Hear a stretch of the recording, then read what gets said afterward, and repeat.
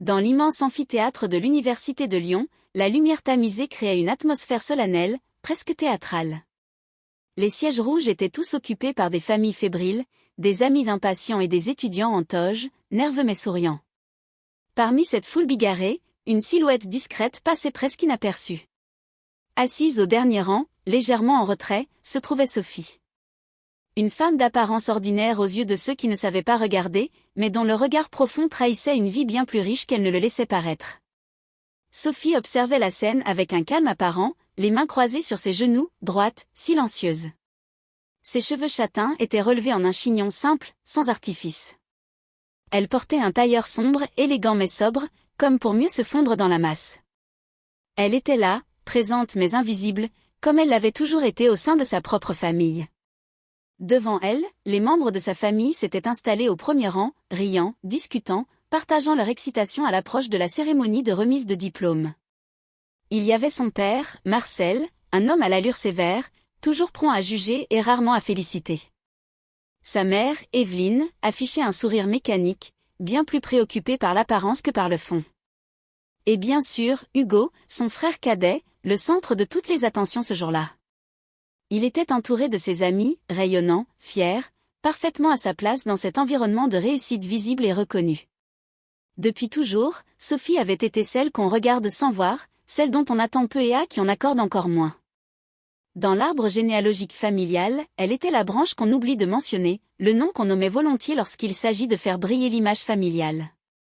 Non pas parce qu'elle n'avait rien accompli, mais parce que ce qu'elle était, ce qu'elle avait accompli, n'entrait pas dans la grille de lecture étroite de sa famille. Elle se souvenait, enfant, de ces repas de famille où tout tournait autour des exploits scolaires d'Hugo. Il était brillant, disait-on. Il était destiné à de grandes choses. Et elle, que disait-on d'elle? Rien. Tout au plus un Sophie est discrète, souvent prononcée avec une pointe de condescendance. À chaque anniversaire, à chaque Noël, à chaque réunion, c'était la même scène, elle était là, mais jamais vraiment incluse. Comme un meuble utile mais invisible. Pourtant, ce que personne ne savait, c'est que derrière ce masque de discrétion se cachait une femme au parcours hors du commun. Mais aujourd'hui encore, elle avait choisi de rester à l'arrière-plan, fidèle à ce rôle qu'on lui avait imposé malgré elle. Pas pour fuir. Pas par faiblesse. Mais parce que la reconnaissance de sa famille n'avait jamais été son moteur. Elle observait la scène sans amertume apparente. C'était devenu une habitude, une mécanique bien huilée. Voir son père tapoter fièrement l'épaule d'Hugo, entendre sa mère commenter à voix haute la beauté de la salle et la qualité de l'organisation, écouter les rires des cousins, les chuchotements des tantes et des oncles, tout cela lui était familier. Elle connaissait chaque geste, chaque regard, chaque mot qui n'était pas destiné à elle. Une annonce résonna soudain dans la salle, coupant le brouhaha ambiant. Le maître de cérémonie, un homme élégant en costume noir, prit la parole, demandant à tout le monde de s'asseoir. La cérémonie allait commencer. Les conversations cessèrent progressivement, laissant place à un silence ponctué de quelques raclements de chaises et de chuchotements discrets. Sophie croisa les jambes, redressa légèrement le dos, et fixa la scène. Peu importe l'indifférence de sa famille, elle était là. Non pas pour eux, mais pour elle-même. Pour observer, pour comprendre, pour témoigner d'un moment qui, sans qu'il ne le sache encore, allait bientôt prendre un tout autre tournant. Elle laissa son regard vagabonder dans la salle, observant les autres familles, les sourires sincères, les embrassades chaleureuses. Partout, des gestes d'amour, de soutien, de fierté. Et au milieu de tout cela, elle, étrangère dans son propre clan, témoin muet d'une pièce qui se jouait sans elle depuis toujours.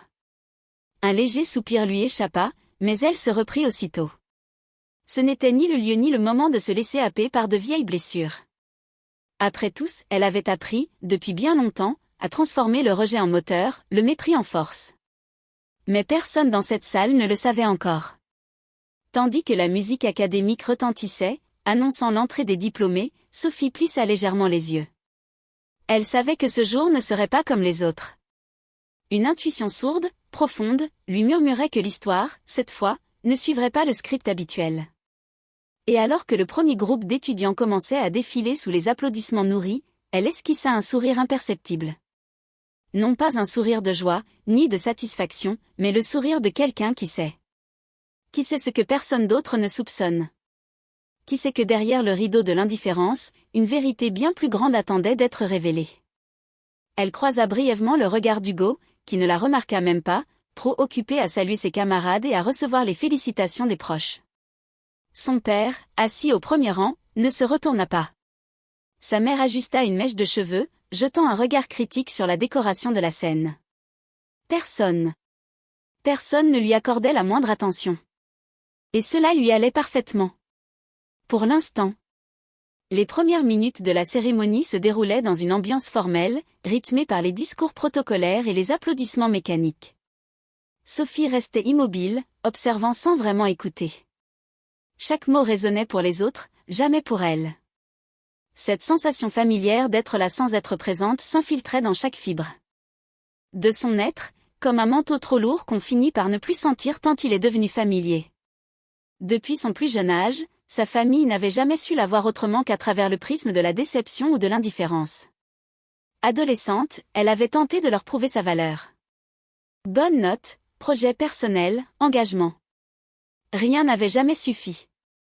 Le regard de son père, froid et distant, avait toujours pesé sur elle comme un jugement silencieux mais implacable. Sa mère, elle, se réfugiait dans une sorte de passivité résignée, préférant l'apparence au fond, la bienséance aux émotions.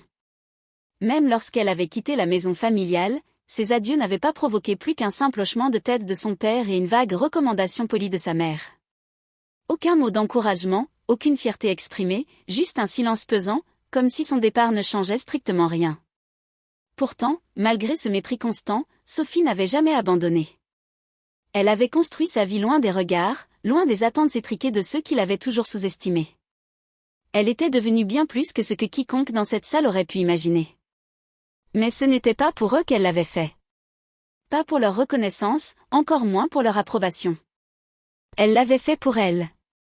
Par nécessité. Par dignité. Pour sa famille, elle était restée cette grande sœur fade, sans éclat, toujours célibataire, sans enfant, vivant on ne savait trop où, faisant on ne savait trop quoi.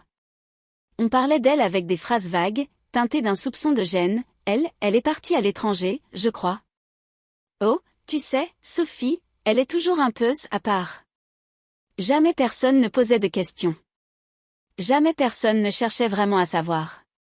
Ils avaient rangé Sophie dans une case confortable, celle de l'échec discret, de l'ombre commode. Et dans cette case, ils l'avaient oubliée. Aujourd'hui, encore une fois, elle constatait cette dynamique avec une lucidité froide. Sa présence ici n'avait déclenché aucune réaction particulière. Pas un regard, pas un sourire, pas même un signe de tête. À croire qu'elle était un fantôme venu assister à la célébration de ceux qui, aux yeux des siens, comptaient vraiment. Le discours du doyen se poursuivait, énumérant les réussites des diplômés, leur courage, leur persévérance. Dans les premiers rangs, les parents d'Hugo hochaient la tête avec fierté, comme s'ils se reconnaissaient dans chaque mot élogieux. Pour eux, c'était simple, Hugo représentait la réussite. Il incarnait tout ce qu'ils avaient toujours voulu montrer au monde. Sophie, elle, gardait le regard fixe, le visage impassible. Elle connaissait ce scénario par cœur. Le rôle qu'on lui avait assigné, elle l'avait accepté depuis longtemps.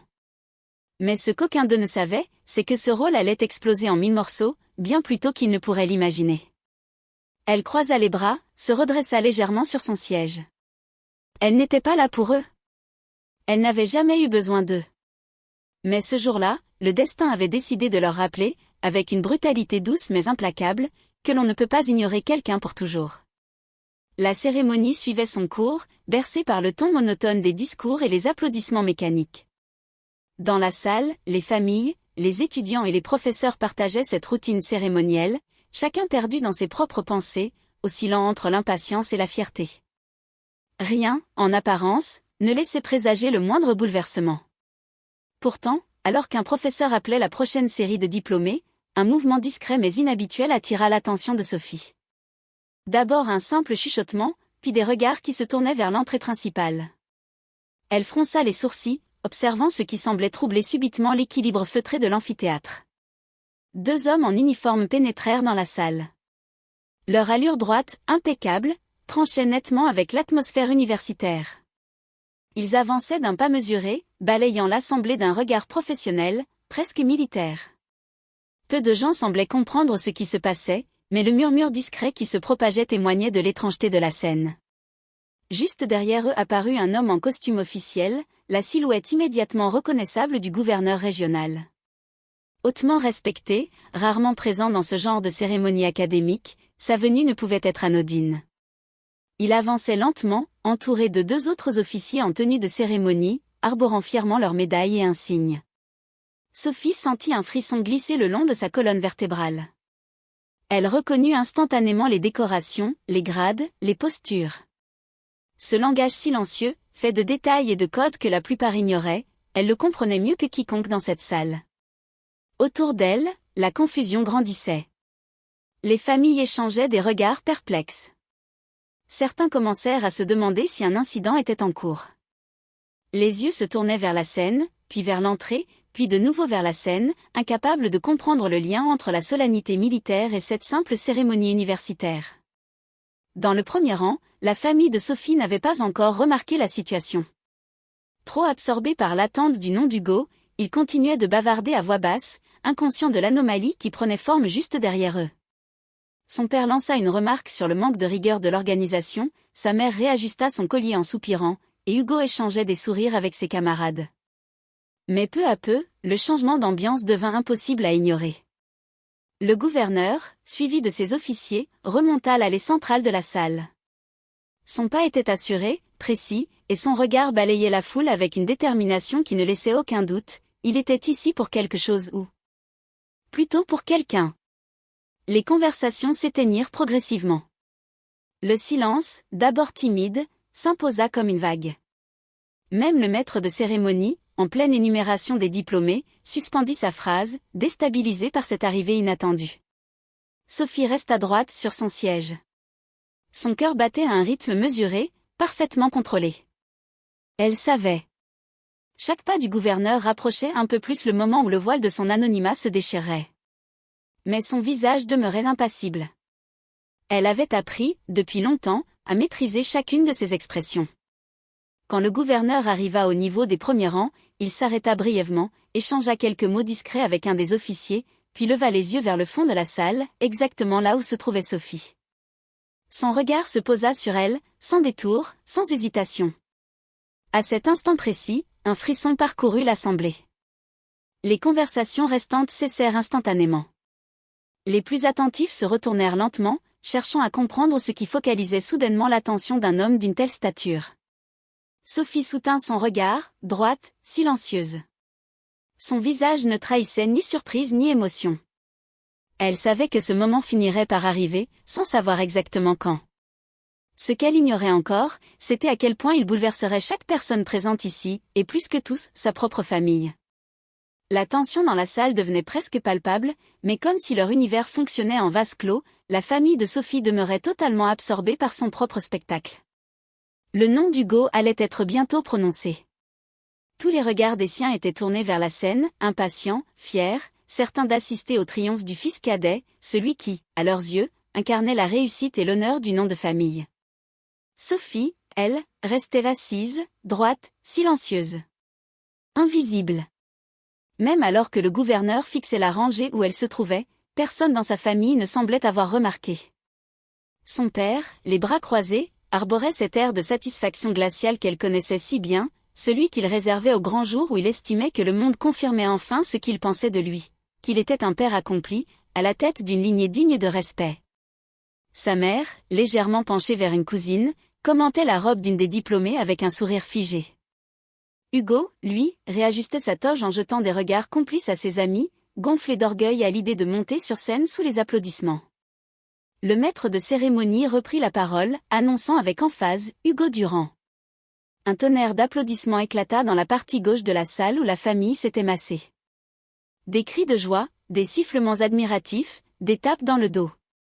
Le père de Sophie se leva même brièvement, gonflant la poitrine, lançant un regard satisfait aux autres parents autour, comme pour leur signifier que, oui, son fils était là, au sommet. Hugo monta les marches d'un pas assuré, arborant ce sourire radieux des gens sur deux, convaincu que le monde entier leur est destiné. Il serra la main du doyen, récupéra son diplôme avec un hochement de tête reconnaissant, puis salua la salle, fier, sûr de sa place. Et pendant que toute cette scène se déroulait, Sophie restait là, spectatrice invisible. Aucun regard de son père vers elle. Aucun mot de sa mère. Aucun signe, même furtif, d'Hugo. À cet instant précis, elle aurait pu disparaître, fondre dans le décor, et personne parmi les siens n'aurait noté son absence. Elle savait que c'était la répétition d'un scénario qu'elle avait vécu toute sa vie. Les anniversaires où elle était oubliée. Les réunions de famille où son nom n'était même pas prononcé. Les conversations où ses succès, ses choix, ses engagements n'étaient jamais évoqués, comme si elle n'existait que pour remplir un siège vide, par pure convenance. Pourtant, malgré cette indifférence devenue chronique, elle n'éprouvait ni colère, ni tristesse. Ce stade-là, elle l'avait dépassé depuis bien longtemps. Ce qu'elle ressentait désormais, c'était une forme de détachement presque absolu. Il ne savait pas. Il ne saurait jamais. Pas tant que la vie ne se chargerait pas de le leur imposer. Et alors que le gouverneur, toujours debout au milieu de l'allée, échangeait encore quelques mots à voix basse avec ses officiers, le reste de la salle, absorbé par la remise des diplômes, n'avait pas encore pleinement réalisé que quelque chose d'inhabituel se tramait. Mais cela ne tarderait pas.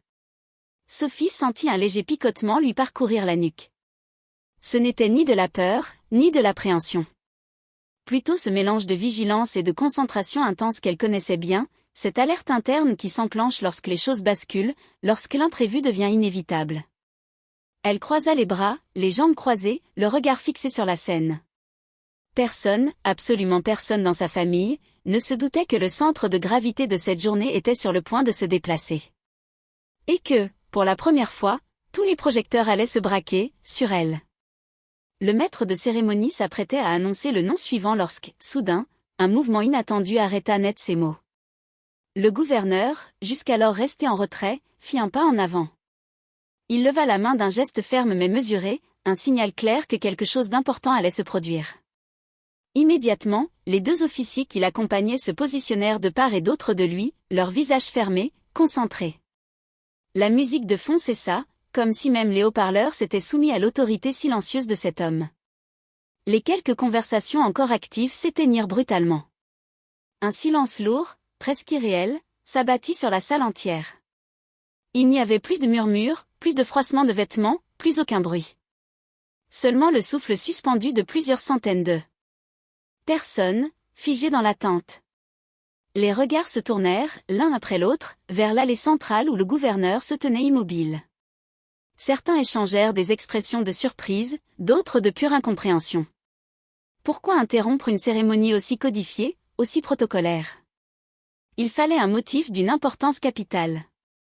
Dans les premiers rangs, la famille de Sophie mit quelques secondes à comprendre que quelque chose d'inhabituel se passait. Son père se redressa légèrement, fronçant les sourcils, cherchant à comprendre.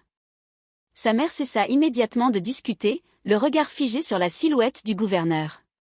Hugo, lui, baissa la tête vers les premiers rangs, les sourcils froncés, comme s'il cherchait à capter des explications auprès de ses proches. Mais personne ne savait. Personne ne comprenait. Le gouverneur jeta un rapide coup d'œil à ses officiers, puis leva légèrement le menton. Sa voix s'éleva, claire, posée, mais avec cette tonalité solennelle qui ne laisse aucun doute sur la gravité de ce qu'il allait dire. Mesdames, messieurs, je vous prie de bien vouloir m'excuser pour cette interruption. Chaque mot tombait comme une pierre dans un puits. Le silence était si total que l'on aurait pu entendre le moindre souffle, le moindre raclement de gorge, le moindre battement de cœur. Mais il est des moments où le protocole, aussi rigoureux soit-il, doit s'effacer devant l'honneur. Les chuchotements reprirent, mais plus discrets, comme des vagues qui se forment puis se brisent sans vraiment oser troubler la mer. Les gens se tournaient à la recherche d'un indice, d'une explication. Pourquoi le gouverneur interrompait-il cette cérémonie? Qui était concerné? Sophie, elle, ne bougea pas droite, impassible, elle soutenait le regard du gouverneur sans ciller. Elle savait. Elle savait que le compte à rebours venait de s'achever. Le gouverneur marqua une pause, scrutant la salle avec un regard appuyé, avant de poursuivre d'une voix légèrement plus forte. Une personne se trouve parmi nous aujourd'hui. Une personne dont la simple présence mérite d'être honorée à la hauteur de son engagement, de son sacrifice et de son dévouement envers la nation. Un frisson parcourut l'assistance. Des regards inquiets, curieux, intrigués se croisaient dans tous les sens. Cette personne n'a jamais demandé la reconnaissance. Elle a servi dans l'ombre, porté des responsabilités que peu d'entre nous pourraient même imaginer assumer. Et aujourd'hui, elle est ici, parmi nous. Il se tourna alors lentement vers le fond de la salle. Un geste simple, mais d'une puissance écrasante. Tous les regards le suivirent comme aimantés. Puis, dans un silence devenu presque oppressant, il ajouta, d'un ton solennel, « Général. Votre présence ici est un honneur. La scène est à vous. » Le silence explosa. Une onde de choc invisible traversa la salle entière. Les têtes se tournèrent en un seul mouvement instinctif vers l'endroit que fixait le gouverneur. Les murmures, d'abord hésitants, devinrent soudain un brouhaha de stupeur. « Général. De qui parle-t-il? Ici? Un général? » Mais lorsque les regards atteignirent enfin leur cible et croisèrent les yeux de Sophie, le temps sembla se figer. Pendant un instant suspendu, personne ne sut quoi dire, quoi faire. Et au milieu de cette sidération générale, la famille de Sophie resta pétrifiée. Son père blêmit, ses traits se durcirent sans comprendre. Sa mère porta une main tremblante à sa bouche. Hugo, les yeux écarquillés, ouvrit la bouche sans parvenir à prononcer le moindre mot. Sophie, elle, se leva lentement. Chaque mouvement était mesuré, parfaitement contrôlé, comme si tout avait été minutieusement préparé. Mais rien de cela n'avait été prévu. Lorsque Sophie se leva, un frisson parcourut la salle entière. Les murmures, à peine contenus quelques secondes plus tôt, se transformèrent en un véritable souffle de stupéfaction. Tous les regards étaient braqués sur elle, cette femme que personne n'avait remarquée en entrant, cette silhouette discrète assise au fond, désormais sous les projecteurs invisibles de l'étonnement collectif. Elle resta un instant immobile, droite, le regard fixé sur le gouverneur. Son visage ne trahissait ni gêne, ni émotion démesurée.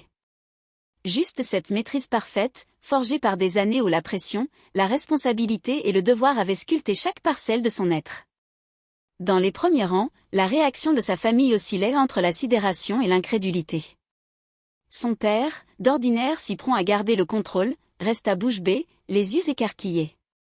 Sa mâchoire tressaillit, cherchant vainement un mot, une explication, quelque chose qui puisse rendre cohérente une réalité qu'il n'avait jamais envisagée. Sa mère, elle, porta une main tremblante à son collier, comme si ce geste dérisoire pouvait protéger son esprit de l'onde de choc qui venait de s'abattre sur eux. Ses lèvres remuaient, mais aucun son n'en sortait. Le vernis de son monde parfait se fissurait, craquant sous la pression de l'évidence. Quant à Hugo, il resta figé, incapable de détourner le regard. Son visage exprimait ce mélange brutal d'incompréhension, de déni et de panique. Il connaissait sa sœur, du moins il croyait la connaître. Pour lui, elle n'avait jamais été qu'une présence fade, une existence secondaire. Et voilà qu'en un instant, tout ce qu'il pensait savoir s'effondrait. Sophie inspira profondément. Chaque pas qu'elle s'apprêtait à faire était lourd de sens, chargé de tout ce que sa famille n'avait jamais voulu voir. Elle avança lentement, ses talons résonnant contre le sol de l'amphithéâtre comme un battement de tambour solennel. Le son était net, précis, implacable.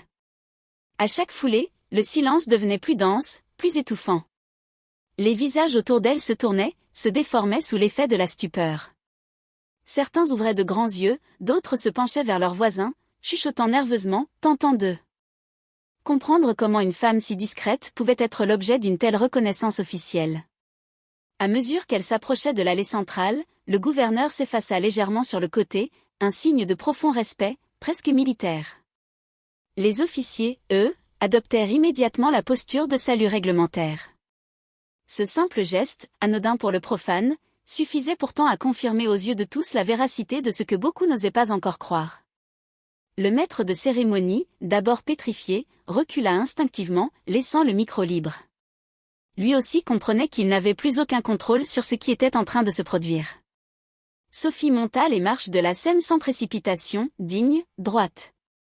Elle savait que chaque seconde gravée dans ce moment deviendrait un souvenir impérissable, non seulement pour elle, mais surtout pour ceux qui l'avaient ignorée, méprisée, rabaissée toute leur vie. Une fois arrivée au centre de la scène, elle se tourna lentement vers le public. Son regard balaya la salle, croisant ici et là des yeux écarquillés, des bouches entr'ouvertes, des expressions oscillant entre l'admiration, la confusion et la gêne. Ses yeux s'attardèrent un instant sur sa famille. Son père, figé, luttait visiblement contre un vertige intérieur. Sa mère, incapable de soutenir son regard, baissait la tête, fuyant la réalité. Hugo, livide, semblait vidé de toute contenance, comme si le monde venait de lui échapper. Sophie prit une grande inspiration. Ce moment n'était pas une revanche. Ce n'était pas une démonstration de pouvoir, ni un règlement de compte. C'était la simple révélation d'une vérité que personne n'avait jamais voulu voir, mais qui, désormais, s'imposait comme une évidence écrasante. Elle approcha le micro, plaça calmement ses mains de part et d'autre du pupitre, et s'apprêta à parler. Sa voix, lorsqu'elle s'éleva, était claire, posée, portée par cette autorité naturelle qui ne s'improvise pas, qui ne s'imite pas, qui ne s'invente pas, mesdames et messieurs. Le silence, encore plus profond qu'avant, engloutit la salle entière. Sophie prit quelques secondes pour laisser son regard parcourir la salle. Aucun bruit. Aucune toux. Aucun chuchotement. Juste ce silence dense, chargé d'une tension presque électrique, où chaque personne retenait son souffle, suspendu à la moindre de ses paroles. Sa voix s'éleva, posée, maîtrisée, puissante sans être agressive. Vous ne me connaissez pas. Du moins, pas comme vous le devriez. Pendant des années, j'ai avancé dans l'ombre, discrète, invisible aux yeux de beaucoup, y compris. Elle marqua une légère pause, ses yeux se fixant brièvement sur sa famille. Y compris de ceux qui auraient dû être les premiers à me connaître vraiment. Dans les premiers rangs, le visage de son père s'était fermé, raidi comme une statue de marbre. Sa mère se tordait nerveusement les mains, incapable de lever la tête. Hugo, lui, restait tétanisé, le regard fuyant, oscillant entre la scène et ses chaussures. Sophie reprit, le ton toujours calme mais empreint d'une intensité glaçante. Pendant que certains ici me jugeaient insignifiante, pendant que d'autres me voyaient comme une femme sans ambition, sans objectif, moi, j'étais ailleurs. Là où personne ne regarde. Là où le confort disparaît. Là où l'oubli devient un refuge et où le devoir prend le dessus sur tout le reste. Elle laissa planer un court silence. La salle, hypnotisée, pendait littéralement à ses lèvres. Depuis plus de 20 ans, j'ai servi ce pays. Son regard balaya l'auditoire, croisant ici et là des yeux écarquillés, des visages stupéfaits. Dans des zones de guerre, des missions classées secret défense, des interventions où le simple fait de revenir en vie était une victoire. Un souffle parcourut la salle. Des mains se portèrent à des bouches. Des murmures s'élevèrent, vite étouffés. J'ai commandé des unités sur plusieurs continents. J'ai participé à des opérations dont vous ne lirez jamais la trace dans les journaux. J'ai vu des choses que beaucoup ici n'imagineraient même pas dans leur pire cauchemar. Elle inspira doucement, contrôlant parfaitement le rythme, le poids de ses mots. Et ce parcours m'a conduite, il y a 2 ans, à être nommée au grade de général. Un frisson collectif traversa la salle. Certains lâchèrent un « Mon Dieu !» D'autres restaient la bouche ouverte, incapables d'articuler quoi que ce soit. Sophie tourna lentement la tête vers le gouverneur, qui la regardait avec un respect visible, puis vers les officiers, droits, silencieux, et enfin vers la salle. Je ne suis pas ici pour parler de moi. Je ne suis pas ici pour être applaudi. Je suis ici parce que, parfois, la vie décide qu'il est temps que les vérités éclatent. Que l'invisible devienne visible. Que ceux qui ont été méprisés soient enfin regardés, non pas avec pitié, mais avec le respect qu'ils méritent. Son regard croisa de nouveau celui de son père. Il détourna les yeux, incapable de soutenir la puissance tranquille qui émanait de sa fille. Sophie poursuivit, d'une voix plus douce, mais toujours ferme. Toute ma vie, on m'a appris que je n'étais pas assez. Pas assez brillante. Pas assez digne. Pas assez importante. Pourtant, chaque jour, pendant que certains ici jugeaient, je portais l'uniforme. Je dirigeais des hommes et des femmes dans les pires conditions imaginables. Je prenais des décisions qui engageaient des vies. Je portais la responsabilité de protéger ce pays, ses citoyens, et même ceux qui n'ont jamais su voir qui j'étais vraiment. Un silence presque sacré s'abattit. Le poids de ces mots écrasait littéralement l'atmosphère. Ce que je suis, je ne le dois pas à ceux qui m'ont ignoré. Je le dois à mon engagement. À ma foi dans des valeurs plus grandes que l'indifférence et le mépris. Elle marqua une dernière pause, leva légèrement le menton, puis conclut d'une voix qui résonna dans chaque recoin de l'amphithéâtre. Et aujourd'hui, je ne suis plus invisible. La salle entière resta figée, suspendus entre l'incrédulité, le choc et l'admiration. Lorsque le dernier mot de Sophie résonna dans l'air, un silence presque irréel se prolongea. Un de ces silences qui n'existent que lorsque la réalité se fissure, que les certitudes s'effondrent et que chacun cherche, en vain, un repère auquel se raccrocher. Aucun applaudissement, aucun souffle. Juste ce vide sonore, chargé de tension, d'incompréhension et de vertige. Sophie inspira lentement. Puis, dans un calme absolu, elle quitta le pupitre, fit un pas en arrière et tourna les talons. Ses chaussures claquèrent doucement contre le sol de la scène, brisant l'épaisseur du silence comme un métronome implacable. Chaque pas semblait marteler non seulement le sol, mais aussi les esprits, les égos, les illusions de ceux qui l'avaient ignoré toute leur vie. Elle descendit les marches de la scène, droite, la tête haute, les épaules parfaitement alignées, le regard fixé droit devant elle. Pas une hésitation, pas un regard fuyant. Elle avançait avec cette assurance silencieuse que seule possède une personne qui n'a plus rien à prouver. Les visages sur son passage étaient figés. Certains la suivaient du regard, la bouche entr'ouverte, incapables de comprendre comment ils avaient pu, durant tout ce temps, être aveugles à ce qu'elle était réellement. D'autres détournaient les yeux, submergés par une gêne si violente qu'elle en devenait presque douloureuse. Sophie continua d'avancer, traversant l'allée centrale dans un silence de cathédrale. Les officiers, restés debout, se mirent instinctivement au garde-à-vous à son passage, un réflexe de respect ancré dans leur corps autant que dans leurs âmes. Ce simple geste fit frissonner l'assistance entière. Là, il n'y avait plus aucun doute possible, elle était bel et bien celle que le gouverneur avait nommée. Arrivée à hauteur des premiers rangs, elle croisa le regard de sa mère. Cette dernière, blême, tentait vainement de rassembler ses pensées, incapable de prononcer le moindre mot. Ses yeux étaient embués, non pas de fierté, mais de ce mélange amer de honte, de surprise et de regret qui surgit lorsque la réalité vous percute sans prévenir. Son père, lui, restait droit, rigide, mais son visage trahissait les fissures intérieures. Il tentait de conserver son masque d'autorité, mais ses traits tendus, ses mâchoires crispées et son regard fuyant criaient tout ce que ses lèvres refusaient d'avouer, l'effondrement total de ses certitudes. Quant à Hugo, il avait cessé de respirer l'espace d'un instant. Son regard oscillait entre la scène, les officiers et sa sœur. Chaque battement de cœur semblait être une claque invisible. Il voyait désormais une femme qu'il ne reconnaissait pas. Cette sœur qu'il avait toujours méprisée, jugée fade, effacée, insignifiante, était devenue un monument. Une figure d'autorité. Un pilier de la nation. Sophie continua sans s'arrêter, sans même ralentir. Elle ne leur devait aucun regard, aucun mot. Sa marche était celle de la dignité retrouvée, celle de quelqu'un qui ne demande plus rien à personne. Pas de pardon. Pas de reconnaissance. Rien. Elle avait bâti sa propre légende sans eux. Leur regard, leur jugement, leur silence, plus rien de tout cela n'avait le moindre poids.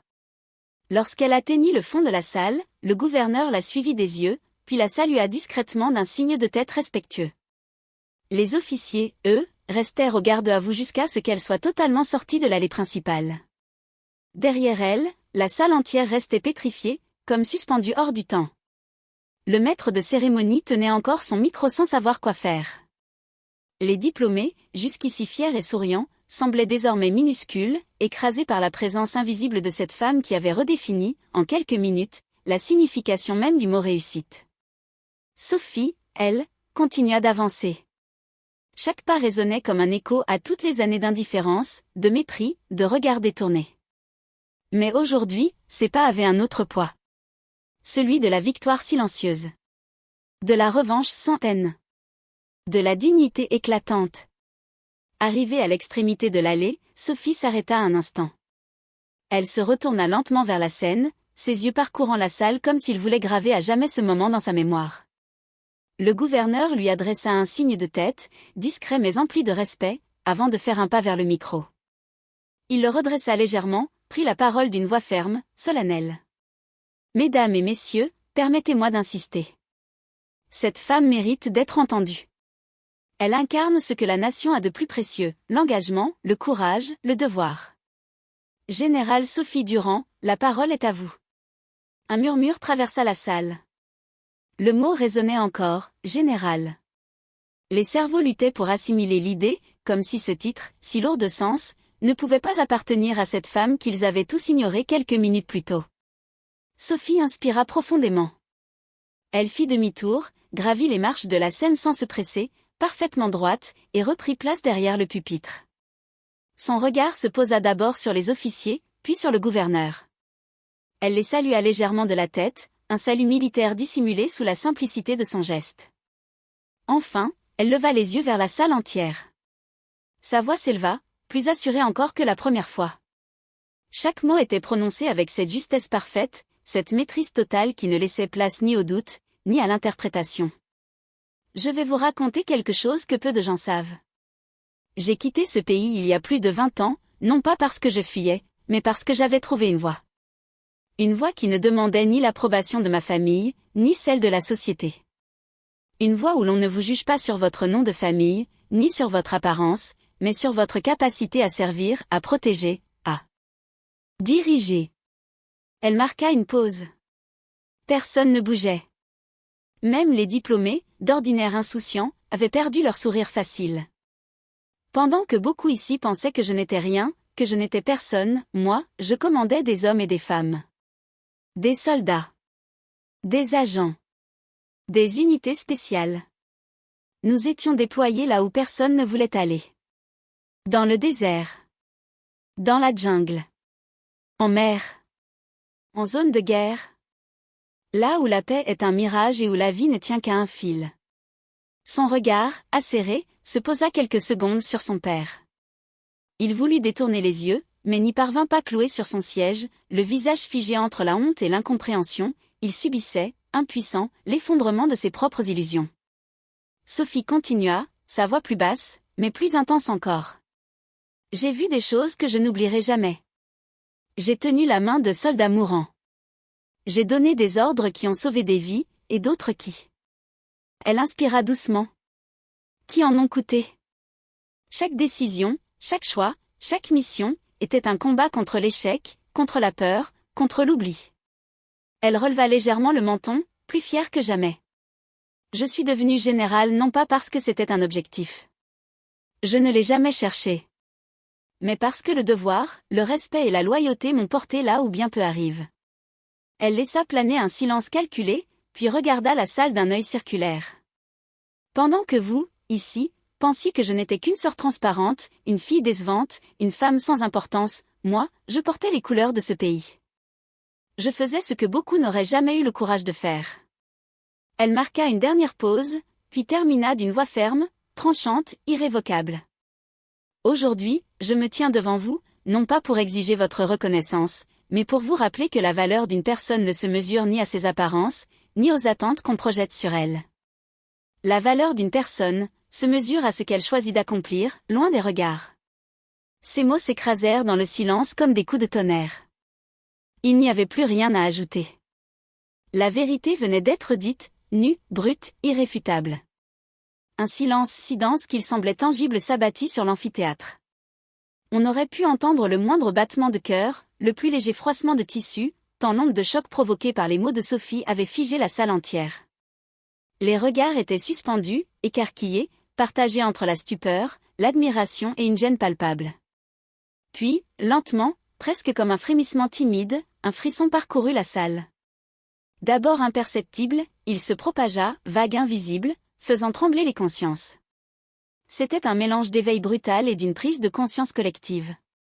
Chaque personne présente, qu'elle ait connu Sophie ou non, réalisait soudain la monstruosité de l'injustice qu'elle avait subie, et l'ampleur colossale de ce qu'elle était devenue. Un murmure se leva, hésitant. Des regards se croisèrent, certains empreints de honte, d'autres d'admiration pure. Ce fut comme si un poids s'était abattu sur l'auditoire, forçant chacun à se regarder en face.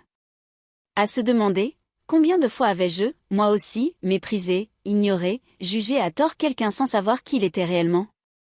Et au cœur de cette onde de choc, le gouverneur, resté debout, droit, brisa le silence. Il frappa ses mains l'une contre l'autre. Une fois. 2 fois. 3 fois. Le son, net, sec, résonna dans la salle. D'abord seul. Puis il fut suivi, lentement, par quelques personnes, hésitantes, encore sous le choc. Puis de plus en plus. Jusqu'à ce que toute la salle, dans un mouvement irrépressible, se lève. Une ovation. Immense. Sincère. Majestueuse. Les applaudissements explosèrent, remplissant l'amphithéâtre d'un bruit assourdissant, presque irréel. Des centaines de mains frappaient, des gens se levaient, les yeux brillants, certains les larmes aux yeux, d'autres encore bouche bée, mais incapables de rester silencieux face à une telle vérité. Les diplômés, eux-mêmes, se levèrent, abandonnant pour un instant leur propre moment de gloire. Les professeurs, les invités, les familles. Tous, sauf un îlot de silence, la famille de Sophie. Son père était resté figé, les bras croisés, le visage fermé, blanc comme un linge. Sa mâchoire contractée trahissait un combat intérieur violent, un effondrement de tout ce qu'il croyait être vrai, de tout ce qu'il pensait maîtriser. Son univers, bâti sur des certitudes, venait de s'écrouler d'un bloc. Sa mère, les mains crispées sur son sac, fixait le sol, incapable de soutenir la scène, murée dans un mélange de gêne, de regret et de choc si profond que ses épaules semblaient s'être affaissées sous le poids de la révélation. Hugo, lui, assis, les coudes sur les genoux, les mains croisées sur la bouche, avait les yeux rivés sur sa sœur. Il la regardait comme s'il découvrait un étranger, ou peut-être une légende. Tous ses repères venaient de voler en éclats. Cette sœur qu'il avait toujours vue comme insignifiante était devenue, devant ses yeux, plus grande que tout ce qu'il pourrait jamais espérer être. Sophie, debout derrière le pupitre, accueillit l'ovation sans sourire excessif, sans fausse modestie. Elle inclina simplement la tête, respectueuse, digne. Ce n'était pas une victoire sur les autres, ce n'était pas une revanche. C'était la reconnaissance brute, celle qu'elle n'avait jamais cherchée mais qui, aujourd'hui, lui était offerte par la force irréfutable de la vérité. Le gouverneur, les yeux brillants d'admiration, s'approcha discrètement, posa une main légère sur son épaule en signe de respect silencieux. Les officiers, eux, restèrent au garde-à-vous jusqu'à ce que le dernier applaudissement s'éteigne. Lorsque, lentement, la salle retrouva son calme, ce n'était plus le même lieu. Quelque chose avait changé. Quelque chose d'irréversible. Une prise de conscience collective, un basculement. Et au centre de tout cela, Sophie, droite, immobile, incarnait cette vérité nue qui, parfois, s'impose au monde sans crier gare, balayant les faux-semblants, les jugements hâtifs, les regards méprisants. Le tonnerre d'applaudissements s'estompait lentement, mais l'énergie qu'il avait libérée flottait encore dans l'air comme une onde magnétique, électrisante. Les visages étaient transformés. Les regards n'étaient plus les mêmes. Ce n'était plus de la simple surprise, ni de la curiosité, mais un respect absolu, presque sacré. Le genre de respect qui transcende les mots, qui s'imprime dans la mémoire comme un sceau indélébile. Le gouverneur, toujours debout près de la scène, salua une dernière fois Sophie d'un geste discret, avant de se retirer dignement, suivi de ses officiers. Même en partant, il la regardait avec cette déférence rare, réservée aux figures d'exception. Chaque pas qu'il faisait semblait valider davantage encore ce que la salle venait de comprendre. Ils avaient, ici, devant eux, une femme qui incarnait le courage, l'honneur et la force dans leur forme la plus pure. Et pourtant, au milieu de cette marée humaine debout, en ovation, un îlot de silence subsistait, la famille de Sophie. Immuable. Paralysé. Le père de Sophie, raide comme un piquet, fixait droit devant lui sans cligner des yeux. Sa mâchoire contractée, ses poings serrés sur ses genoux, trahissaient un combat intérieur d'une violence inouïe. Tout ce qu'il avait toujours cru savoir sur sa fille, tout ce qu'il avait pensé d'elle, venait de voler en éclats en l'espace de quelques minutes. Le patriarche inébranlable était désormais un homme désarmé, incapable de comprendre comment la réalité avait pu lui échapper à ce point. Évelyne, la mère, ne parvenait même plus à lever la tête. Ses mains tremblaient, ses lèvres remuaient sans produire le moindre son. Ses yeux étaient embués de larmes qu'elle n'osait pas laisser couler, comme si pleurer aurait été reconnaître l'étendue du désastre émotionnel qui venait de la frapper. Hugo, lui, restait prostré, la tête entre les mains, les coudes posés sur ses genoux. Il oscillait entre le déni et l'effondrement. Toute sa vie, il avait cru être l'étoile brillante, celui qui portait l'honneur de la famille. Et voilà qu'en un instant, sa sœur, qu'il avait toujours regardée comme une ombre, devenait une légende vivante. Rien dans sa vie ne l'avait préparé à ce séisme. Autour d'eux, les gens continuaient de se lever, de s'approcher, de chercher Sophie du regard. Des inconnus, des familles, des étudiants, des professeurs, tous voulaient lui dire quelque chose. Merci. Bravo. Je suis honoré d'avoir été là. Certains s'avançaient timidement, les yeux humides, tendant la main comme on le ferait face à une héroïne. Sophie accueillait chaque geste avec cette même dignité tranquille. Elle serrait des mains, acceptait des regards admiratifs, inclinait légèrement la tête pour répondre aux mots chargés d'émotion qu'on lui adressait. Mais en elle, il n'y avait ni arrogance, ni revanche. Juste cette immense sérénité de ceux qui n'ont plus rien à prouver. Alors que la foule commençait à se disperser lentement, formant des petits groupes qui commentaient avec exaltation ce qu'ils venaient de vivre, un mouvement attira l'attention. Marcel, son père, se leva. Raide. Maladroit. Comme si ses jambes peinaient à le porter sous le poids invisible de sa propre honte. Il fit un pas. Puis un autre. Lentement, il se fraya un chemin jusqu'à sa fille. Chaque mètre semblait un supplice, chaque regard croisé une gifle silencieuse. Les gens s'écartaient sur son passage, non pas par respect, mais par cette gêne sourde, ce malaise évident qui accompagne ceux qui comprennent enfin l'étendue de leur erreur. Arrivé face à Sophie, il resta un moment sans rien dire. Ses yeux, d'habitude si durs, étaient rougis, embués, et sa voix, lorsqu'elle s'éleva enfin, n'était plus qu'un souffle brisé. « Sophie !» Il déglutit, cherchant ses mots. « Pourquoi tu ne nous as jamais rien dit ?» Le silence se fit instantanément autour d'eux. Tous ceux qui étaient proches suspendirent leur respiration. Même le vent, dehors, semblait s'être arrêté. Sophie le regarda droit dans les yeux. Son visage était calme. Aucun reproche. Aucune rancune. Juste la vérité. Pure. Tranchante. Irréfutable. Parce que vous n'avez jamais demandé. Elle le dit d'une voix posée, sans colère, sans haine. Mais la puissance de cette phrase résonna comme un coup de tonnerre. Un verdict. Un miroir brutal tendu à toute une vie d'indifférence. Marcel vacilla légèrement, comme si le sol venait de se dérober sous ses pieds. Il ouvrit la bouche, mais aucun son n'en sortit. Il baissa finalement la tête, incapable de soutenir plus longtemps le regard de sa fille. Le silence qui suivit la réponse de Sophie était plus lourd que n'importe quel cri, plus écrasant que la plus violente des disputes. C'était le silence des années perdues, des questions jamais posées, des regards jamais croisés, des gestes jamais faits. Ce silence portait tout le poids des non-dits accumulés depuis l'enfance, comme une montagne invisible qui s'abattait enfin sur ceux qui avaient choisi de ne jamais voir. Marcel restait là, la tête basse, les mains tremblantes. Lui, l'homme inflexible, le père autoritaire, celui qui avait toujours imposé sa loi sans jamais écouter, était réduit au silence. Le regard cloué au sol, il cherchait désespérément une réponse, une justification, quelque chose qui pourrait le sauver de l'effondrement intérieur qui le consumait. Mais il n'y avait rien. Rien d'autre que cette vérité brute que sa fille venait de lui asséner avec la simplicité la plus désarmante, parce que vous n'avez jamais demandé. Evelyne s'approcha à son tour. Elle posa timidement la main sur le bras de Marcel, cherchant elle aussi un refuge, un équilibre dans cette tempête qu'ils avaient eux-mêmes déclenchée sans jamais en avoir conscience.